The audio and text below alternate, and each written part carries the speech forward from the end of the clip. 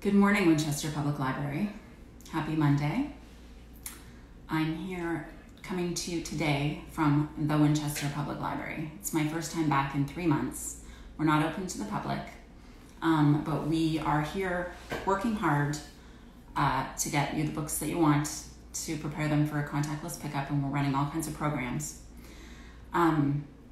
So just know that we're here, we're thinking of you. The circulation staff has been working, 9 to 5, Monday to Friday, nonstop, getting books in and out. And I'm excited to be back in the building. I was really excited to leave my house today. Quite frankly, I haven't really been anywhere else. So today's topic, I'm very excited to get going. It's really weird to be here because I'm sitting beside a wall of glass looking out into the library and then a bunch of windows. It's very different than the dynamic I had from my home office. Hi, Susan. Today we're going to talk about book clubs, and this is a really fun topic. We're going to talk about how to start a book club, and we're going to talk about what happens if you are in a book club that's maybe like hit a bit of a rut, how you can reboot your book club, and then we're going to go over some themes, different themes that you can use to approach your book club, either month to month or for a year, or maybe a general theme for your book club. There are book clubs literally about everything. And I found some great resources in doing research for this topic that I didn't even know existed, and I'll point you to them. But there are some profiles of book clubs from all around the world, and how they met, what they do, what their process is, and some of them are really fun. Beyond the basic things you would think, like there really is a Jane Austen book club. Of course, there's probably hundreds of Jane Austen book clubs, but there's lots of fun stuff. I'll point you all in that direction. So we're going to talk about, cover our topics. How do you start a book club? How do you get it going? Who do you invite? How do you create your format? How do you plan for your discussions? How do you choose books? Super important question. And how do you structure the format of your discussions? So let's start with why we love book clubs.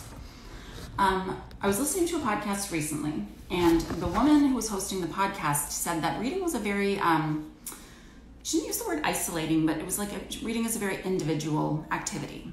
And of course it is an individual activity. You pick up a book, you read it by yourself, but it doesn't need to be solely individual. The great thing, think of a time where you put down a book that you just loved, and you run into somebody and you can't wait to talk about the book, and they've read it too, and it's just amazing. It's amazing to connect with people over books. And that's what a book club really gives you. It gives you a chance to have that shared enjoyment of a book. It's not always enjoyable, and book discussions are not everybody always feels positively about a book. And that also makes for a very rich book club discussion when people feel very differently toward a book, or it affected them in a different way, or touch them differently, or people can feel very, upset about content of a book. It's fun to have those kinds of discussions. Just people walking around, it's very weird. So when you read a book together, you get to share your insights with other people, and that, I think, enhances the reading experience. So let's think about what we're going to do if we start a book club. There's lots of things to consider, and the first one is, who's going to be in your book club? How are you setting this up? Are you setting up your book club with colleagues at work? Is it friends from your neighborhood? Is it friends from your kid's school?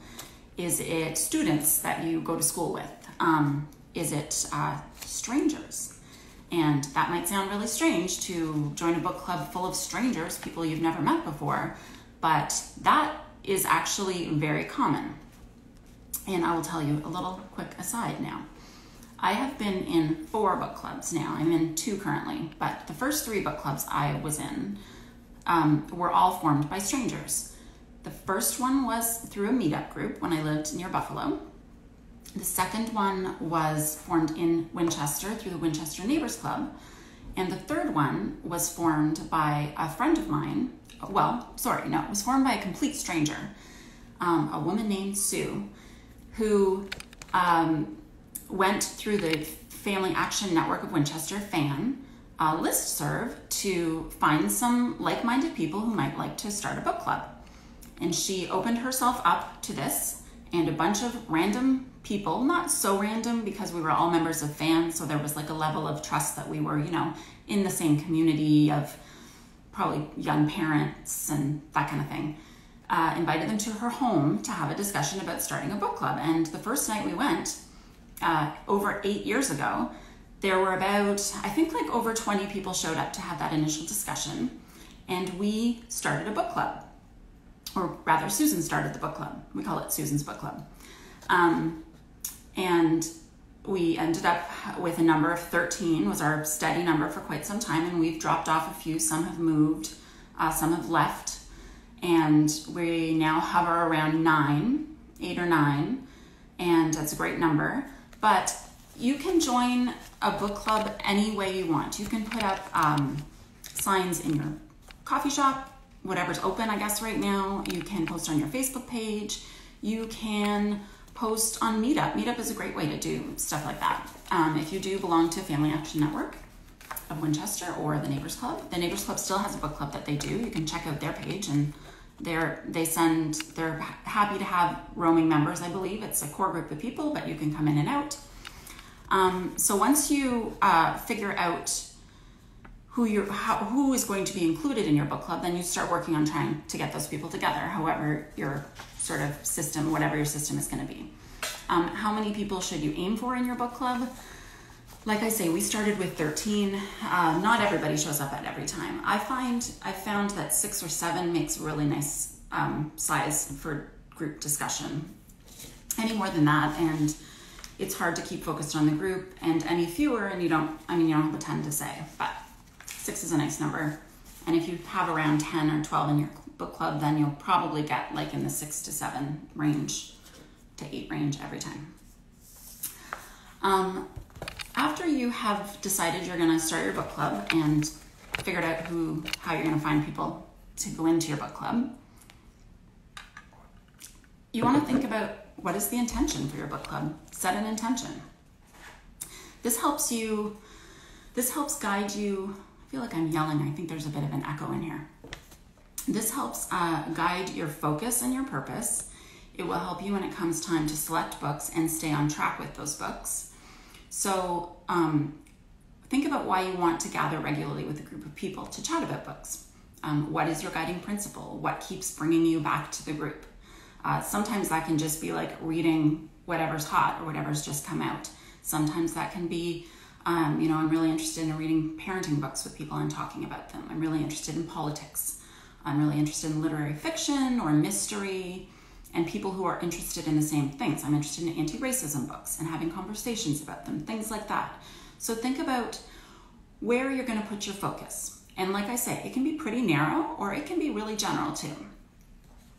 Once you set an intention for your book club, like I say, it just kind of keeps you coming back to your purpose. It can be over years. I mean, my book club has been going for 8 years. It is easy sometimes to stray off topic, and we all have varied interests. And we didn't really start with a purpose, although we do, we've sort of created, like, we read wide things. We try to do a classic. We try to do a memoir, sort of. We're more general, but another thing to consider is how you will meet and where you will meet. And this has become a little complicated. In-person book clubs are not as easy to put together anymore, but it's not completely impossible. My book club recently met in a friend's backyard. There were 6 of us. We were sat very far apart. We wiped our chairs, we wiped our hands, we brought our own things to drink and eat. So it's possible, but places that you might think of meeting are your friends' homes. You can meet in a coffee shop, maybe during off hours when it's not as busy. You want to have a place that's conducive to having a conversation. You could meet in the library at some point. You could meet in a park with socially distant picnic blankets. You can meet virtually. That's, we're all getting very good at communicating on screen. We're getting good at Zooms. It's a great way to connect with people, and we need to sort of try to find the best ways that we can to connect with people right now. It's more challenging than it used to be. What's the style of your book club going to be? Will you sit and talk? Will you go for a walk? I was reading about a book club that meets and they walk together while they talk about the book. To incorporate, they felt that incorporating movement helped them think better. They didn't have to like sit face to face, which felt a little bit too intimidating. They could just walk alongside each other and chit chat about a book. Will you share a meal? Will you go to a museum and involve outings? So think about the setting for your book club and the style of conversations that you want to have. Another important thing to think about is how frequently will you meet? I would say that once a month is a great target for book clubs. Some book clubs meet every other month, and that's great too. The less frequently you meet, the harder it is to gain momentum in your meetings, which makes sense. Even you could do 1 month virtual, 1 month in person. Certainly as the weather gets nicer, it's easier to be outside together safely, and as it gets cooler, maybe that's a good time for virtual meetups. You could choose a regular day of the month.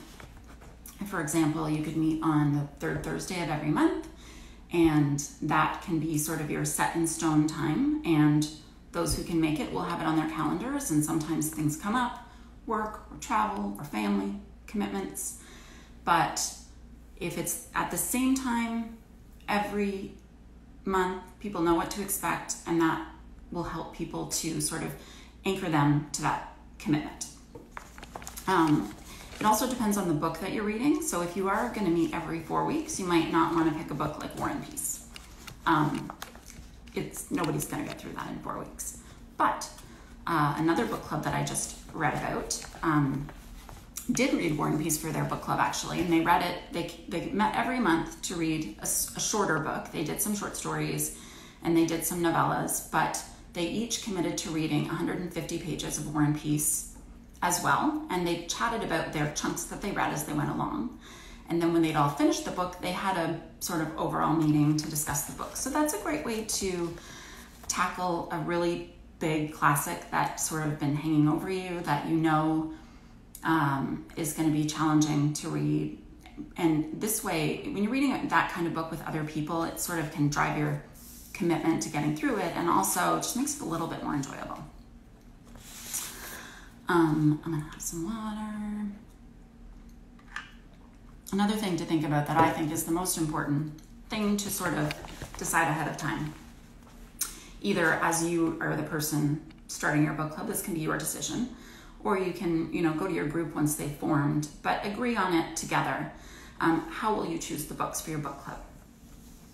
The selection of books is really important because assuming you've created some kind of a guiding principle or theme or genre of books that you want to discuss, or you're being very general, you'll want to figure out a way that everyone has a voice in what you choose.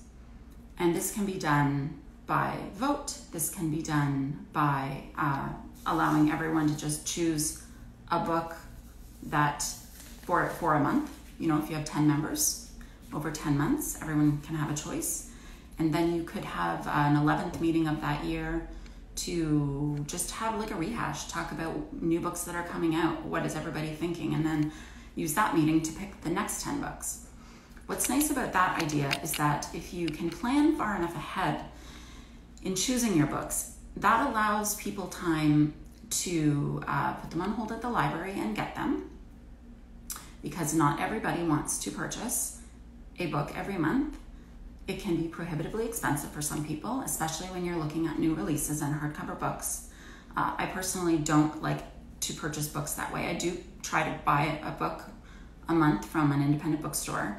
I tend to make it a book that I know it's going to be great and I can share around with friends, or one that I would like to reread or just have on my bookshelf.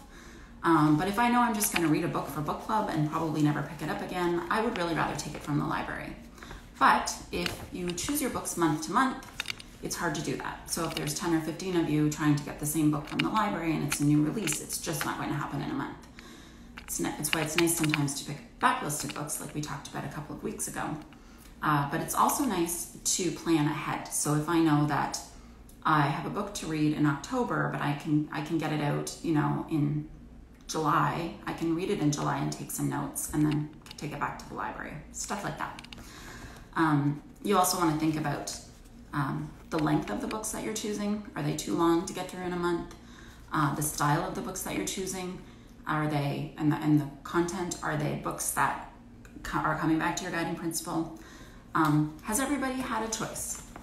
If you're choosing a little bit too randomly, sometimes quiet people in the group can lose their voice, and quiet people have books they want to read too, so going by consensus, going around the room and asking people is a great way to do that.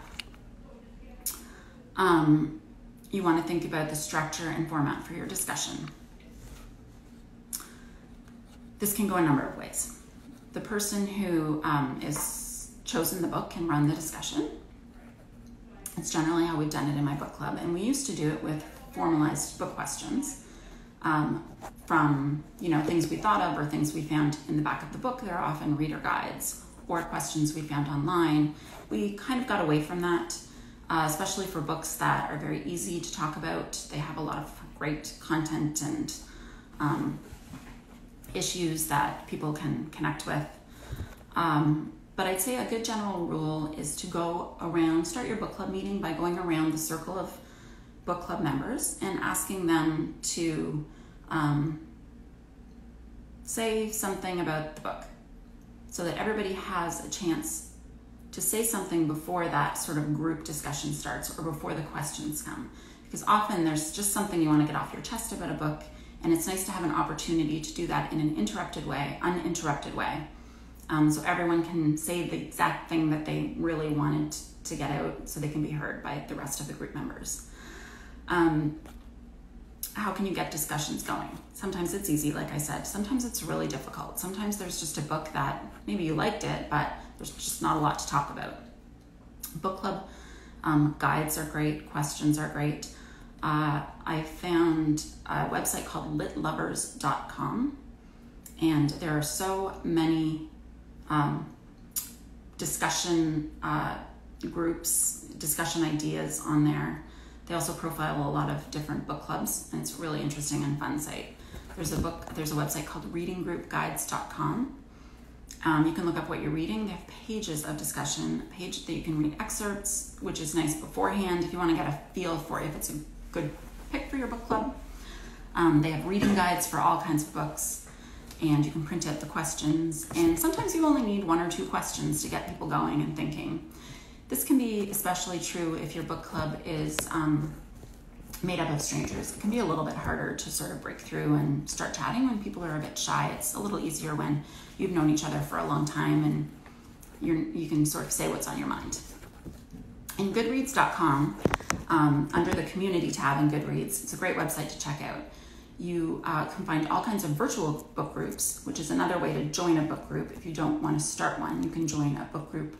If you just Google virtual book groups, you will find book groups all over the place, specific to your interests. And when it's virtual, you can meet synchronously, which is at the same time, and chat asynchronously. You can participate to conversations on your own time.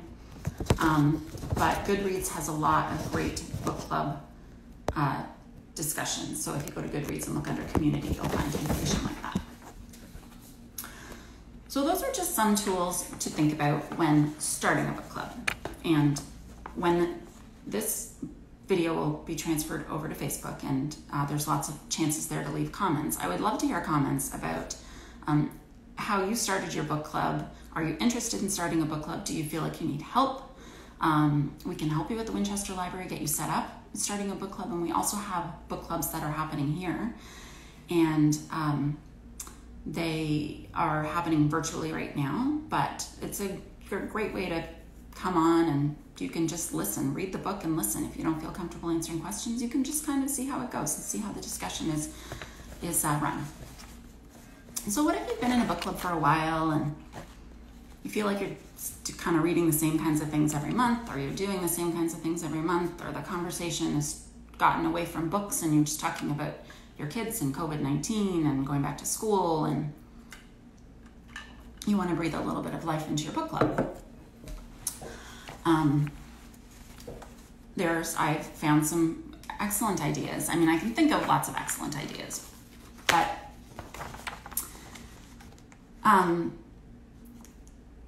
It's easy to be interrupted by life. We've all experienced this lately. But it's extremely important that we keep up with our connections. And I think we're all starting to really feel that way too. And so if you're in a book club and you've just stopped meeting because it's too complicated, I get that. But try to at least check in with each other and, ask what your friends are reading. Ask for book recommendations. See if you can have a FaceTime or a Zoom to just like a 30-minute book chat. Talk about what's coming up, what's coming out, even if you haven't been reading lately. So here are some ways to reset your book club, some ideas that I've come up with and that I've found online and that I would love to implement in my own book club if any of my book club friends are listening. A great idea is to have a meeting specifically to talk about this issue. If things have gotten a little bit stale, have a meeting where you haven't chosen a book and you're just getting together to talk about a new approach. Talk about coming back to a guiding principle if you didn't have one to start with. Talk about the next year out. Try to even just choose a different theme for your year. You don't need to,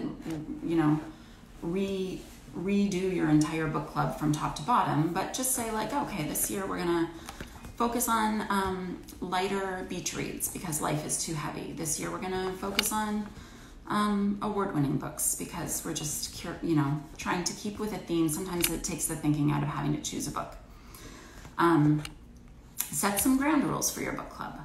Oftentimes when a book group has been meeting for a long time, it can turn into just a lot of chatting, which is great. And we all miss our friends and we want to see our friends, but we've also read this book that we want to talk about. So you might say, let's talk about the book first for 30 or 45 minutes, and then we can chat. That gets business out of the way and it frees up the rest of the time. So people aren't starting to feel anxious that time is going by and nobody's talked about the book yet. You could also reverse that and start with 30 minutes of chit chat and then set a timer. When the timer goes off, sit down and talk about the book until the conversation kind of dies down, or 45 minutes or an hour go by, and then go back to chit chat. Another way that you can sort of reboot your book club is to break out of your regular routine. So instead of meeting at someone's home, go somewhere. Go to the park, take your picnic blanket, take a snack, go to a coffee shop patio where you can sit safely apart, go sit by the water, go to the woods, take some blankets, take some bug spray, and just watch the water and talk about your books. Go for a walk, go for a hike, ride your bikes somewhere and then park your bikes and sit on some benches. Make the best of the beautiful weather and being outside and seeing friends safe from a distance. There's lots of opportunities to do that. But just breaking out of that habit of your regular area and your regular zone can help you just kind of feel fresh and like you have a new sort of approach to your book club. You could bring a friend. You could have a bring a friend night. If you have children and you've ever had them at gymnastics, you know that there's a bring a friend day to gymnastics. It's kind of like that. You pick a friend. Maybe you've picked a book ahead of time and you do this well in advance, and your friend reads the book too, and everybody brings a friend to book club, and you do the same kind of thing. You meet, you have a picnic and all sit together, introduce your new friends. Maybe you're looking for some fresh faces in your book club. That can help bring more energy and a different kind of focus to your book club. Hi, bookends. We get into a bit of a rut with the same people, or we fall into patterns, and so bringing someone new in can help. Or you could just bring a friend to book club night, and where you're not talking about a book, where you're just sort of introducing them to your book club, and that's a night where you could have a great discussion about what to read next. And speaking of bookends, who has just joined us on our video right now, you could take your book club to the bookstore for your book club meeting, and you can browse around the bookstore independently, following whatever the browsing guidelines are for stores, and pick up a stack of books that you think you'd be interested in reading, or 2 or 3, and then I'll meet in the middle of the store and go over the books that you've selected. It's just kind of a fresh way to, again, get out of your regular environment and see what else there is. pick up some fresh books that you don't know. And it's fun when you're in the bookstore or the library, but we're not open right now. You could do that in the library as well. And you get to pick up the books. That's often nicer than when you're just kind of scrolling through them on the library catalog or online. You have a sense for like how difficult they would be to read or how long they might take to read. Another thing to get you out of your rut is change up what you're reading for a month or two. Read some poetry, read romance, read something just to get out of your pattern, read a short story, read some articles. New Yorker's got some great, there are many articles, but New Yorker has some really nice lengthy articles that are very on point for a lot of topics, so you can get them online usually too. Read an article, talk about that, just change it up. It doesn't need to be a big long book every time. More important than not, it's nice to stay engaged and reading with your friends. Keeps us accountable. All right, with our last few minutes, I usually end with the calendar for the library, but I don't have a second device with me at the library, so I can't see the calendar online. So I'm just going to encourage you to go to winpublib.org and see what we've got going on for you this week. Lots of contactless pickup happening down there right now, and I know we have the lawn signs and the bags downstairs. They were here when I got here this morning. So I love a theme. If I ever throw you a birthday party, it is for sure going to have a theme. So thinking about themes for your new book club or your rebooted book club, you can pick a theme for a year, you can pick a theme for a night, you can pick a theme for your entire book club. And these are some themes that I have seen or that I've loved or that I've always wanted to try. One of them is a book club that does only award-winning books. So you can read Pulitzers, you can read Bookers, Man Bookers, National Book Awards, Governor General's Awards. You're going to be reading great books, obviously, but you're going to be reading books that probably generate great discussion. And then it's fun to pick through lists. Like, you know exactly what books you're choosing from, but you still have so many books to choose from. You could also read the runners-up. That would be a really neat thing too. And then you could read a runner-up and a winner and say, why pick this one over this one? That would make a fun discussion. Bestsellers. You could spend your entire life just reading #1 New York Times best-selling books. You can Google this online. There's a wiki page. You can go back, I think it's like 8 decades of New York Times #1 books. And you could just read the New York Times #1 books. I think that would be a really fun book club, because then again, you're just choosing from one pool of books, but the pool is enormous. And you know that there's something about these books that made them very popular. You could do an author theme. You could read, your book club for one evening or one meeting everybody could read a different book, but by the same author. And then you come together and you share what you've learned from the author. It could be nonfiction. My mother-in-law did this with Oliver Sacks books. Her book club did it. You could do it with Toni Morrison. You could do it with Ann Patchett books. And then you just kind of talk about the style of writing, how you compare them, and you've taken in a book by that author, but you're also learning from your friends about the author as well. You could do 2 books, same author, in back-to-back months, or even 1 month if you're feeling ambitious about reading. You could do a couple of Zadie Smith books. You could do a couple of John Irving books. You could do any authors that you love. You could do food and drink pairing. You read a book, you make an appetizer or a cocktail or a mocktail that sort of is inspired by the book or inspired by the region of the book. One of my book clubs did this once with a gentleman in Moscow, and the host made Moscow mules. So it's that kind of fun idea. And you don't have to do that every time, but that could be sort of like that's a good reboot one. You could do a book of the year. I think this one's really interesting. You do a book of the year, and for the entire year, you choose your books ahead. And for example, you choose a year, say 1952, and every book that you read for that year, everyone has their choice, but they all have to have been published in 1952 or whatever year you want to choose. I think that one sounds really fun because it just gets us out of our regular book choosing the next thing that's coming out. I guess that's all I have to say. It's 10:29. Make book club fun. It's not supposed to be stressful, right? It's supposed to be an outlet. It's supposed to be engaging and challenging and get you talking, get you thinking, get you reading. Keep track of the books that you read in your book club. I use an Excel spreadsheet to do this. We have about 70-ish books right now that my book club has read in the last 8 years, and you can use Goodreads to keep track of your books, or Library Thing. The important thing is just keep reading. I'll see you here next week. Topic TBD. I'll be calling in from the library.